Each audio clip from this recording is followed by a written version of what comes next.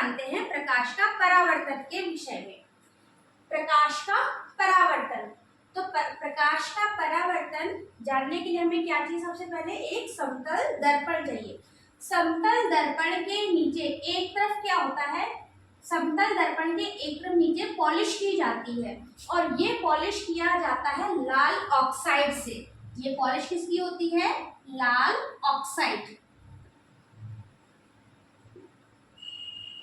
लाल oxide से polish होती है। तो इसमें इधर एक तरफ से समतल दर्पण, एक तरफ है आपका पॉलिश वाला एरिया और एक तरफ है आपका परावर्तक तल। परावर्तक तल से एक तरफ से जो प्रकाशित किरणें आती हैं, आपने बचपन में मिरर लेकर के सूर्य के प्रकाश को लेकर के चमकाया होगा। तो सूर्य के प्रकाश से लेकर वो चमकता क्यों है? क्योंकि वो एक समतल है। समतल दर्पण एक तरफ से आया और दूसरी तरफ से क्या हुआ? वो परावर्तित हुआ। तो प्रकाश की तरफ से, सूर्य की तरफ से जो आने वाली जो किरण है, जो आने वाली किरण है उसे कहा जाता है आपतित किरण, और जो इधर से निकल रही है ये होगा आपका परावर्तित किरण। तो आने वाली किरण आपतित किरण और निकलने वाली किरण परावर्तित किरण, ये दोनों हमेशा क्या होती हैं? ये दोनों कोण हमेशा बराबर होते हैं। इसे हम I से डिनोट किया जाता है और इसको R से डिनोट किया जाता है। बीच में आपका होता है अभिलंब। अभिलंब इसे ये इसलिए कहा जाता है क्योंकि यह इधर से क्या करता है? 90 अंश का कोण बनाता है। 90 अंश का कोण बनाता है, इसलिए इसे अभिलंब कहा जाता है। तो आपका I बराबर होता है, इस I को आपतन कोण और R को कहते हैं परावर्तन कोण। परावर्तन के नियम, अब परावर्तन के कुछ नियम हैं। आपतित किरण, परावर्तित किरण तथा दोनों के बीच खींचा गया अभिलंब तीनों ही एक ही तल पर होते हैं। बच्चों यहाँ ध्यान दीजिएगा कि यहाँ पर आने वाली किरण और जाने वाली किरण और जहाँ ये अभिलंब, ये तीनों ही जहाँ एक बिंदु पर मिलते हैं, तीनों ही जिस बिंदु पर मिलते हैं इसे कहा जाता है आपतन बिंदु। इसे क्या कहा जाता है? आपतन बिंदु। आपतन बिंदु कहा जाता है।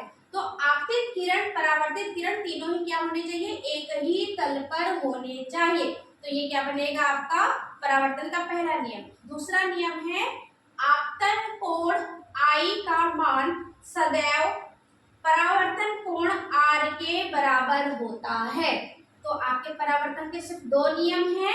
आपका ये वाला कोण और ये कोण दोनों आपस में क्या होंगे? तो इसे लिख सकते हैं कोण I बराबर क्या होना चाहिए? कोण R होना चाहिए।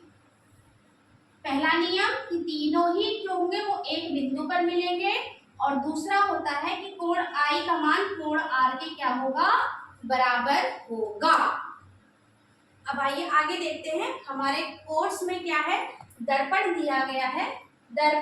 दर्पण हमारे दो प्रकार के होते हैं, एक समतल दर्पण और एक गोलीय दर्पण। समतल दर्पण वह दर्पण होता है जिसमें एक तरफ पॉलिश करके दूसरे भाग को क्या बनाया जाता है? परावर्तक तल बना दिया जाता है। समतल कांच का वह भाग जिसके एक तरफ आप पॉलिश कर दीजिए और दूसरी तरफ परावर्तन तल रहने दीजिए, तो वह आपका समतल दर्पण कहलाएगा।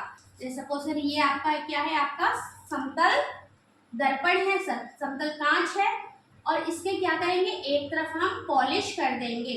पॉलिश, आपकी जो पॉलिश होती है वो एल्युमिनियम या चांदी की पतली परत का पेंट लगा करके किया जाता है। तो ये एक तरफ पॉलिश हो गई, अब ये दूसरी तरफ, तो ये हो गया आपका पेंट वाला हिस्सा और ये दूसरा हिस्सा हो गया क्या? परावर्तन तल। परावर्तन तल। तो ये आपका समतल दर्पण है। गोलीय दर्पण देखते हैं। गोलीय दर्पण के दो प्रकार हैं, उत्तल दर्पण और अवतल दर्पण। गोलीय दर्पण वह दर्पण, जैसे गोलीय दर्पण होता है, गोलीय दर्पण, ये गोलीय दर्पण है, तो इस गोलीय दर्पण के दो टुकड़े कर देंगे। तो गोलीय दर्पण कांच के खोखले खोखले गोले का वह भाग, कांच के खोखले गोले का वह भाग जिसके एक तरफ उभरे तरफ में पेंट कर दिया जाए तो वह बनेगा अवतल दर्पण, और एक घसे हुए की तरफ पेंट कर दिया जाए तो वह बनेगा उत्तल दर्पण। तो खोखले गोले का वह भाग जिसके पेंट करने से वह गोलीय दर्पण बन जाता है। तो इसके दो प्रकार है, उत्तल दर्पण और अवतल दर्पण। अब यहाँ देखिए, इसके दो टुकड़े करें तो अभी यहाँ पे क्या बना, ये इस तरीके से ये आपका खोखला गोला है। अब इस एक हमेशा आपको पेंट जो करना है दाईं तरफ से करना है। एक तरफ क्या बनेगा, ये दाईं तरफ से पेंट और दूसरी तरफ क्या रहेगा, परावर्तन तल बना देंगे। तो खोखले गोले का वह भाग जिसे एक तरफ पेंट कर दिया जाए और दूसरी तरफ परावर्तन तल बना रहने दिया जाए तो उसे गोलीय दर्पण कहते हैं। अब इसके भी इधर हम पेंट कर देते हैं, ये इधर पेंट। तो देखिए ये इधर जो इस तरफ जो है, इस तरफ जो पेंट कर दिए तो ये बन गया आपका उत्तल दर्पण, और इधर उभरे हुए की तरफ पेंट कर देंगे तो बन जाएगा हमारा अवतल दर्पण बनेगा। गोलीय दर्पण से संबंधित परिभाषाएं। अब आइए कुछ जानते हैं गोलीय दर्पण से संबंधित परिभाषाओं के विषय में।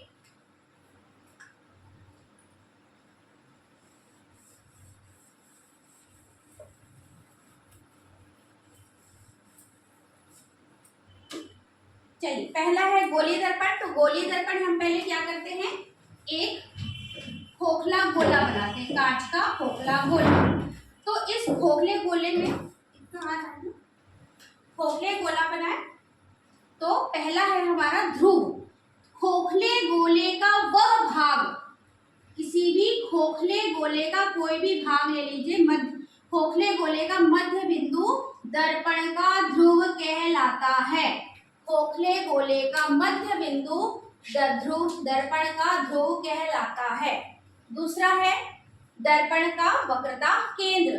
तो जिस खोखले कांच के खोखले गोले को आपने लिया है उसका जो केंद्र होता है उसे कहा जाता है वक्रता केंद्र। तीसरी परिभाषा आर, वक्रता त्रिज्या।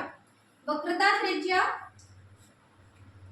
वह बिंदु, वह रेखा जो C और P को लेकर के खींची जाती है उसे हम कहा जाता है वक्रता त्रिज्या। C और P को मिलाने वाली बिंदु को कहेंगे वक्रता त्रिज्या। मुख्य अक्ष, वक्रता त्रिज्या को R से शो किया जाता है। और मुख्य अक्ष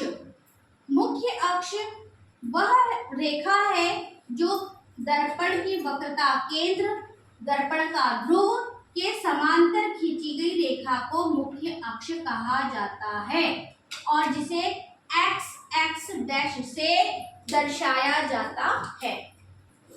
नेक्स्ट है हमारा मुख्य फोकस। मुख्य फोकस, ध्यान से सुनिएगा, मुख्य फोकस क्या होता है, मुख्य अक्ष के समांतर आने वाली प्रकाशीय किरणें, मुख्य अक्ष के समांतर आने वाली प्रकाश की किरणें